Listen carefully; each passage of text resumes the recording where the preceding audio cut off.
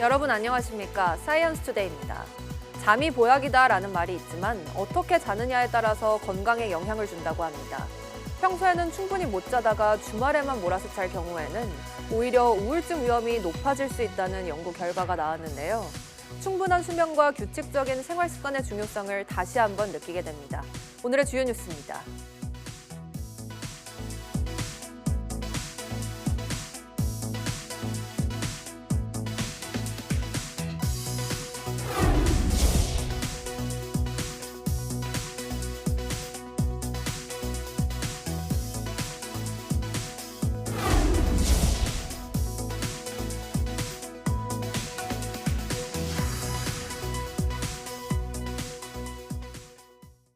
KT 무단 소액결제 사고와 관련해 배경훈 과학기술정보통신부 장관이 AI 3대 강국의 버금가게 근본적인 대책을 마련하겠다고 강조했습니다. 특히 이번 사고 이후 정부의 대처가 늦었다는 YTN 보도에 대해서는 통신사가 신고하지 않으면 정부가 조사할 수 없는 현행법의 개정을 논의하겠다고 말했습니다. 이성규 기자입니다. KT 무단 소액 결제 사고 여파가 커지는 가운데 기자들과 만난 배경훈 장관. 과기정통부가 KT의 신고가 접수되기 전까지 사실상 손을 놓고 있었다는 비판이 커지자 이에 대한 대책을 마련하겠다고 밝혔습니다. 사태가 커지기 전에 선제적으로 조사에 나설 수 있는 체계를 마련하겠다는 겁니다. 지금 신고 이후에 이제 조사를 할 수 있는 그런 체계를 또 바꾸기 위해서 또 국회하고도 좀 얘기하는 부분들이 있습니다. 그래서 SK텔레콤 사태 이후 5달 동안 주무부처의 대책 마련이 미흡했다는 지적에 대해선 제도 개선 방안을 준비하고 있는 단계에서 이번 사고가 터졌다며 유감의 뜻을 나타냈습니다. 그러면서 정보보호 체계를 AI 3대 강국 도약 목표에 버금가게 근본적으로 정비하겠다고 강조했습니다. 특히 유사한 사고가 대형 통신사를 넘어 중소기업으로 퍼져나갔을 때 피해가 더 클 수밖에 없다며 국가 차원에서 종합적인 대책을 수립할 계획이라고 설명했습니다. 중소기업들은 그 정도 투자할 여력이 없습니다. 그래서 사실 중소기업들의 이제 해킹 이슈들이 이제 더 저는 크다라고 좀 보고 있고. 배 장관은 과학기술부총리제의 부활과 관련해서는 AI 3대 강국을 위한 각 부처들의 어젠다를 모으고 결과물을 만드는데 노력하겠다는 입장을 밝혔습니다. 또 정부 연구개발 예산 편성과 관련해 과기정통부의 예산권 강화가 필요하다며 기획재정부와 역할 정립을 논의하겠다고 말했습니다. YTN 사이언스 이성규입니다. LG, 네이버, SKT, NC, 업스테이지, 국가대표 인공지능 파운데이션 모델을 개발 중인 최종 5개 팀입니다. 정부의 전폭적인 지원 속에 내후년 연말까지 서바이벌 형식으로 경쟁을 벌일 텐데요. 각 팀의 강점과 구상이 무엇인지 장하영 기자가 취재했습니다.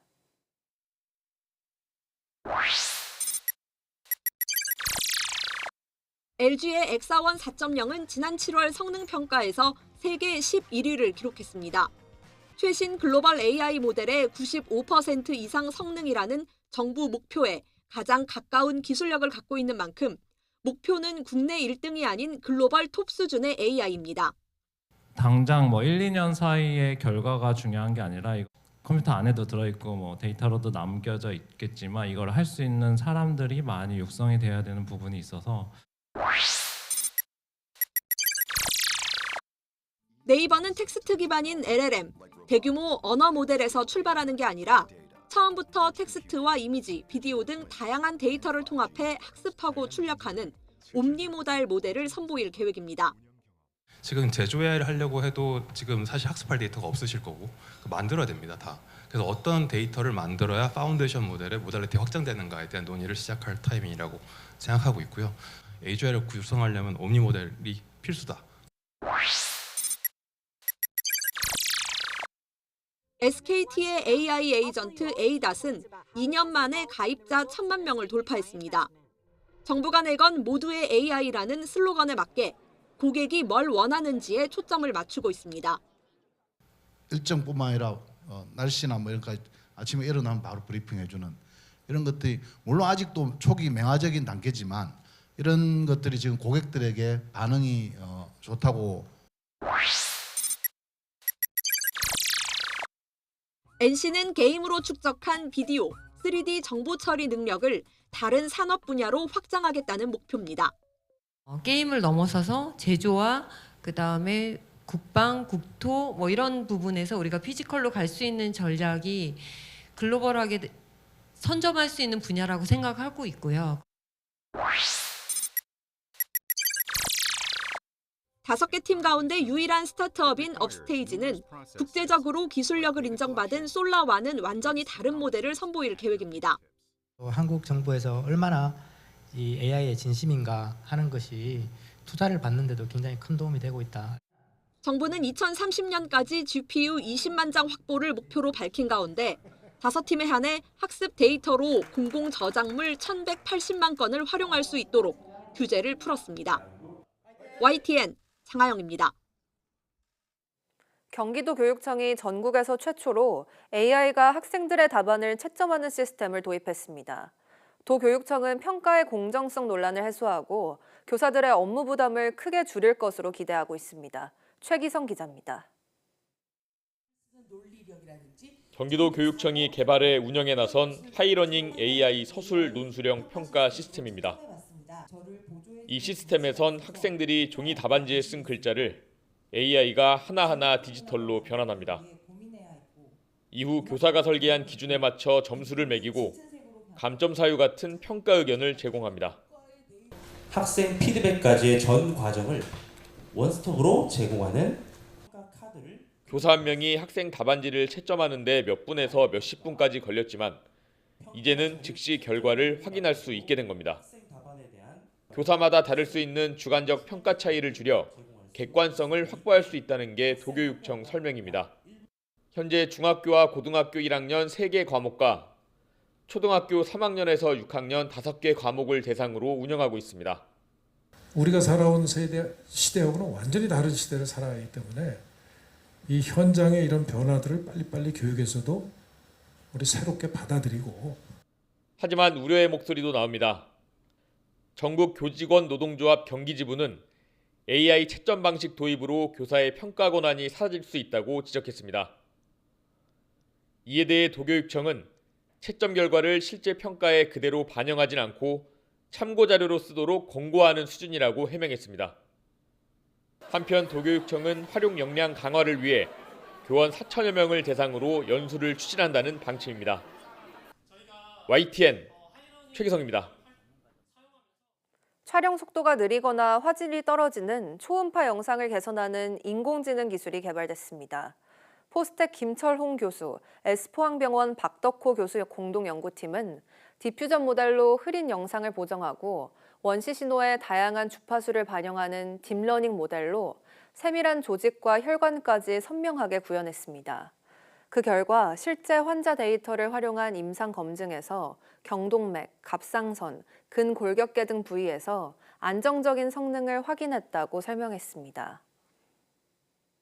바쁜 현대인들이 평일에 부족한 잠을 주말에 몰아자도 일시적 피로 해소만 될 뿐 장기적으로는 수면의 질과 건강에 악영향을 줄 수 있다는 연구 결과가 나왔습니다. 고려대 의대 이효한 교수 연구팀은 청년 14,931명의 수면 패턴과 정신건강 지표를 분석한 결과 평일보다 주말에 2시간 이상 더 자는 그룹은 우울증 위험이 1.9배 높았다고 밝혔습니다. 또 행복감과 삶의 만족도도 낮았고 스트레스와 번아웃 위험은 높게 나타났다고 말했습니다.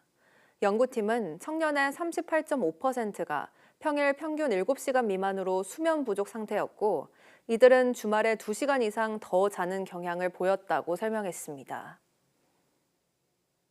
홍삼이 고지혈증을 일으키는 단백질을 억제해 혈중 콜레스테롤 수치를 낮출 수 있다는 연구 결과가 나왔습니다. 고지혈증 예방과 치료 보조제로 활용할 수 있을 것으로 기대됩니다. 권석화 기자입니다. 동맥경화와 심근경색, 뇌졸중 등 여러 심뇌혈관 질환을 유발하는 고지혈증. 고지혈증은 나쁜 콜레스테롤인 LDL이 많고 중성지방 수치가 상승할 때 발병합니다. 이 LDL은 단백질 PCSK9이 관여하는데 기존 치료제는 근육 관련 부작용이 있거나 자진 주사로 높은 가격이 부담이었습니다. 그런데 국내 연구진이 세포 동물 실험 등을 통해 홍삼이 PCSK9 단백질의 발현을 억제하는 효과를 확인했다고 밝혔습니다. 급성과 만성 고지혈증이 있는 쥐를 대상으로 실험한 결과 지질 저하제와 홍삼을 함께 투여했을 때 중성지방과 총콜레스테롤, LDL이 뚜렷하게 감소했다고 설명했습니다. 이에 따라 PCSK9 단백질도 억제되면서 혈중 지질 수치가 정상 수준으로 회복됐다고 덧붙였습니다. 나쁜 콜레스테롤 제거 능력을 향상시켜 혈중 지질 수치를 개선한다는 분자학적 기전을 세계 최초로 확인했습니다. 홍삼이 가진 안전성과 섭취 편의성까지 고려할 때 과학적 가치와 활용 가능성을 입증했다는 점에서 의의가 있습니다. 이번 연구 결과는 자연과학 학술지 네이처의 자매 저널인 사이언티픽 리포츠에 실렸습니다.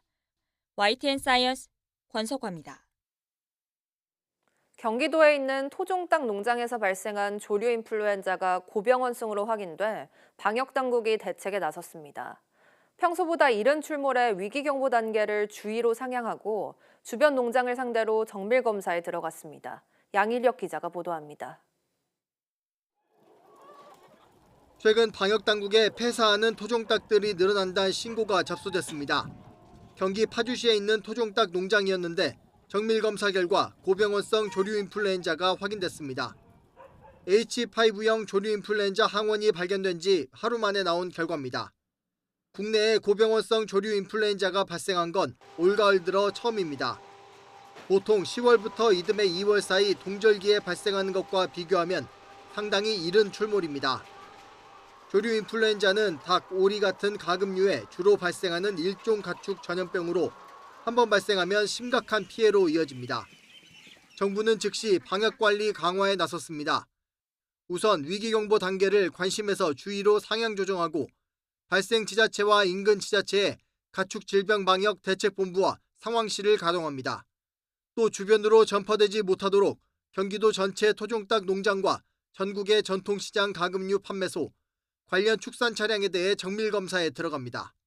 추가로 더 확산되거나 하는 것을 차단하기 위해서 10km 방역대 내 전체 농장에 대한 검사라든지 이런 부분이 들어가는 거고요. 방역당국은 이와 함께 사육 중인 닭이나 오리 등이 자주 폐사하거나 산란율이 줄고 사료를 평소보다 적게 먹는 등 고병원성 조류 인플루엔자 의심 증상이 보이면 즉시 신고해달라고 축산농가에 당부했습니다. YTN 양일혁입니다. 서울시가 맨홀 등 지하 공간 작업자의 안전을 위해 맞춤형 안전조끼를 제작해 배포합니다. 이 조끼는 가스 농도 측정기, 구명 밧줄 등 지하 작업에 필요한 모든 장비를 효율적으로 수납할 수 있도록 주머니를 맞춤 제작한 것이 특징입니다. 서울시는 공공지하 공사장 작업자에게 우선 배부하고 앞으로 민간 공사장으로도 확대를 검토해 작업자 안전을 강화할 방침입니다.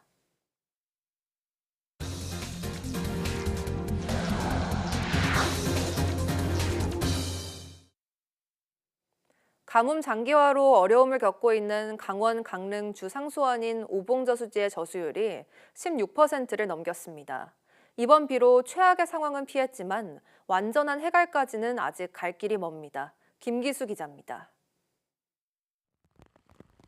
바닥을 드러내면서 저수율이 11.5%까지 내려갔던 강릉 오봉저수지. 주말 사이 강릉을 비롯한 강원 전역에 많은 비가 내리면서 저수율이 16%대까지 회복됐습니다. 강릉 전역엔 100mm 안팎의 비가 쏟아졌고 오봉 저수지의 상류 지점인 당목제와 도마에도 80에서 90mm의 누적 강수량이 기록되면서 저수율 회복에 도움이 된 것으로 보입니다. 강릉 지역 생활용수의 87%를 감당하는 오봉 저수지에 물이 차면서 일단 최악의 상황은 피했습니다. 저수율이 10% 미만으로 내려가면 시간제, 격일제 급수 등 더 강도 높은 제한 급수가 준비되고 있었습니다. 이 경우 시민 불편은 물론 지역 경제에도 타격이 불가피했는데 다행히 이번 비로 위기는 넘기게 된 겁니다. 빗물을 받을 수 있는 방법이 없더라고요. 그래서 어떻게 궁리를 해봤지만 못하고 이 빗물 하나하나 흘러가는 것도 너무 아깝게 느껴지고 저도 살면서 이런 건 처음이어서. 하지만 해갈까지는 아직 갈 길이 멉니다. 강원 강릉시는 비가 오면서 중단했던 운반급수를 재개했습니다. 오봉저수지의 지자체와 민간, 군 등에서 420여 대를 동원해 급수를 진행하고 홍제 정수장으로는 소방차 100여 대를 투입했습니다. 또 남대천물을 홍제 정수장으로 끌어들이면서 하루 최대 15,000톤의 물을 공급하는 대용량 방사 시스템도 계속 유지하기로 했습니다.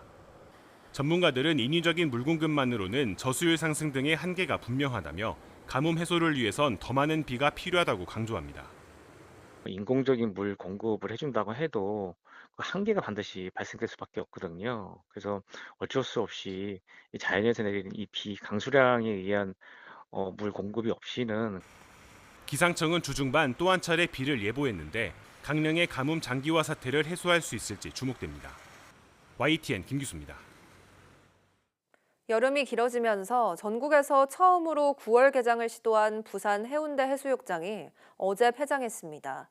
1,000만 명에 육박하는 방문객이 그동안 해운대를 찾았는데 마지막 날까지도 해수욕을 즐기려는 사람들이 몰렸습니다. 차상은 기자입니다. 해수욕장을 찾은 사람들이 밀려오는 파도에 몸을 맡기고 물놀이를 즐깁니다. 전국에서 유일하게 9월 중순까지 운영한 부산 해운대 해수욕장입니다. 개장 마지막 날인데도 적지 않은 사람들이 찾아와 피서지 분위기를 연출합니다. 좀 늦게 여름 휴가를 왔고요. 9월에도 날씨가 춥지 않다 보니까 어제 전주에서 와가지고 애기랑 지금 발 담그러 왔습니다. 해운대 해수욕장은 기후 변화로 여름이 길어지면서 6월 개장, 9월 폐장을 처음으로 도입했습니다. 덕분에 코로나19 유행 이후로 가장 많은 방문객인 993만 명이 해운대를 찾은 것으로 집계돼 성공적이었다는 평가가 나옵니다. 많이 늘어났습니다. 그리고 지금 이제 뒤늦게 빚을 오시는 분들도 많아가지고 만족도가 상당히 좋습니다. 제법 선선해진 바람이 부는 낙동강변 잔디밭에 소풍 나온 가족들이 가득합니다. 돗자리를 깔고 음식을 나누며 가을 문턱의 정취를 느끼고 주변에 설치된 미술 작품들은 나들이의 볼거리를 더합니다. 시원한 바람을 맞으며 뛰노는 아이들은 시간 가는 줄을 모릅니다. 더웠을 때는 운동하면 힘들어서 음료수를 많이 먹고 했는데 지금은 날씨가 안 더우니까 건강한 물도 먹고 건강해진 것 같아요. 폭염이 지나고 어느새 찾아온 가을. 시민들은 더위에 지친 몸과 마음을 회복하며 일상으로 돌아갈 준비를 마쳤습니다. YTN 차상입니다. 추석을 앞두고 사과 수확이 한창이지만 올여름 잦은 기후 악재로 수확량이 크게 줄었습니다. 또다시 금사과라는 말이 나오고 있는데 귀해진 사과가 추석 밥상 물가에 큰 부담이 될 것으로 보입니다. 윤지아 기자입니다. 해발 600m 고지대에 자리한 장수 사과 농장. 농민들은 빨갛게 잘 익은 추석용 홍로를 따 상자에 담느라 분주합니다. 그런데 올해 여름은 예년보다 2도 높은 무더위 탓에 작황이 좋지 않습니다. 온도가 높을수록 생장이 더딘 사과 특성상 예년보다 알이 작게 여무른 겁니다. 이렇게 날이 떴으면은 안 되잖아요. 이렇게 찬바람이 나야 이렇게 익고 그런데 당도도 들고 그런데 장수는 지대가 높아 일교차가 크고 큰 재해도 없어 그나마 상황이 양호합니다. 하지만 전국적으로 보면 사정이 다릅니다.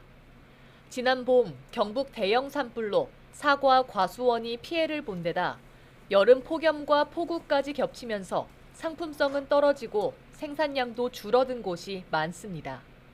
몇 년 전부터 온도가 계속 올라가다 보니까 저희도 사과 농가에 도움이 되기 위해서 차광망이라든지 미세 살수 장치 등을 사업을 만들어서 지금 지원하려고 지금.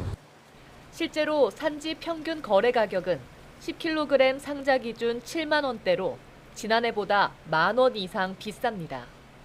이 때문에 올해도 어김없이 금사과라는 말이 나오고 있습니다.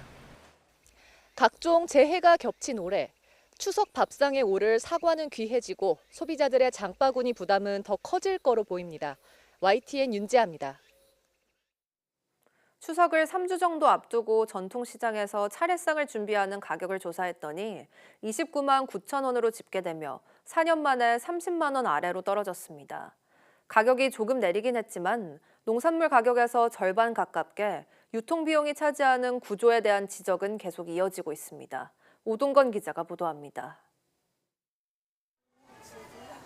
한국물가정보가 추석 3주 전 기준 4인 가족의 전통시장 차례상 비용을 조사한 결과 29만 9천 원이 필요했다고 밝혔습니다. 추석 전 차례상 비용은 2021년에 27만 4,500원을 기록한 이후 계속 30만 원을 넘기다 올해 4년 만에 다시 20만 원대로 내려왔습니다. 올해 태풍으로 인한 낙과 피해가 없는 등 과일 가격이 안정된 영향이 컸습니다. 과일 가격이 하락한 것이 주요했고 또 최근 기온이 내려 공급량이 회복된 채소류 가격이 내린 것 역시 가격 하락에 일조했습니다. 하지만 추석을 앞두고 가을 장마나 태풍이 발생할 수 있어 아직 안심하긴 이릅니다. 더구나 농산물 가격에서 유통비용이 차지하는 비중은 꾸준히 오르고 있어 언제든 변수로 작용할 수 있습니다.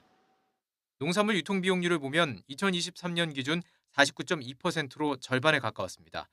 소비자가 1,000원을 내면 유통업체가 492원을 가져가는 셈으로 1999년의 38.7%와 비교하면 무려 10%포인트 넘게 올랐습니다. 유통비용은 냉장 보관이 필요한 신선식품과 아닌 품목의 편차가 컸는데 식량작물은 35.9%로 낮았으나 배추, 무 같은 엽근 채소류는 64.3%에 달했습니다. 물가 관리를 위해선 유통비용을 줄이는 변화가 필요하다는 목소리에 힘이 실리고 있습니다. 유통구조를 좀 단순화해서 생산지에서 소비자에게 좀 쉽게 전달될 수 있도록 해야 되겠고 이렇게 유통구조를 개선해야만 소비자 물가를 낮출 수가 있습니다. 농산물은 우리 국민들에게 필수재입니다. 한국은행도 지난해 보고서에서 농가 소득과 상관없이 농산물의 유통비용이 계속 상승하고 있다고 분석해 추석을 앞두고 농산물 유통구조를 점검할 때라는 지적이 나오고 있습니다. YTN 오동건입니다. 오늘부터 추석 기차표 예매가 시작된 가운데 경찰이 불법 매크로 프로그램을 이용한 승차권 예매 행위 집중 단속에 나섭니다. 주문을 자동으로 반복하는 매크로를 이용해 승차권을 대량 예매한 뒤 웃돈을 받고 되파는 행위 등이 단속 대상으로 경찰은 불법 암표 판매 과정 전반에 대해 들여다볼 계획입니다. 우선 코레일과 SR로부터 의심 신고를 받아 신속하게 수사를 진행하고 매크로 프로그램 제작 판매와 승차권 재판매 행위도 감시합니다. 경찰청은 매크로를 이용한 승차권 예매 행위는 형법상 업무방해죄로 5년 이하의 징역형이나 1,500만 원 이하의 벌금형에 처할 수 있는 범죄라며 엄정히 수사하겠다고 강조했습니다. 지난해 사이버 사기로 생긴 피해 금액이 3조 4천억 원을 넘겼지만 범죄 검거율은 53%로 절반 남짓에 불과한 것으로 드러났습니다. 더불어민주당 한병도 의원실이 경찰청으로부터 받은 자료를 보면 지난해 사이버 사기 범죄 건수는 20만 8천 건으로 전체 피해액은 3조 4,062억 원으로 나타났습니다. 1년 전과 비교해 발생 건수는 24%, 피해 금액은 80% 넘게 늘어났지만 2022년엔 70%였던 범죄 검거율은 2023년엔 58%로 내려간 데 이어서 지난해는 53%까지 떨어졌습니다. 애플의 최신형 스마트폰 아이폰 17 시리즈의 국내 출시를 앞두고 이동통신 3사가 공통지원금을 최대 45만 원으로 내걸었습니다. SK텔레콤과 KT, LG유플러스는 각사 홈페이지에 아이폰 17 시리즈의 지원금을 사전 공시했으며 공식 출시일인 오는 19일 확정할 예정입니다. 이 통사들은 모두 아이폰 17 프로 에어 제품에 최대 45만 원 공통지원금과 추가 지원금 6만 7,500원을 더해 51만 7,500원을 지원한다고 밝혔습니다. 이른바 단통법이 폐지되면서 추가 지원금 상한이 사라졌지만 3사 모두 기존 규제대로 공통지원금의 15%인 6만 7,500원을 추가 지원하기로 했습니다.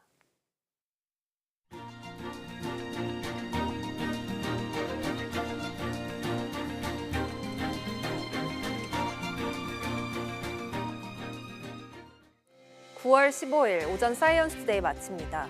오후 뉴스도 많은 시청 바랍니다. 시청해주신 여러분 고맙습니다.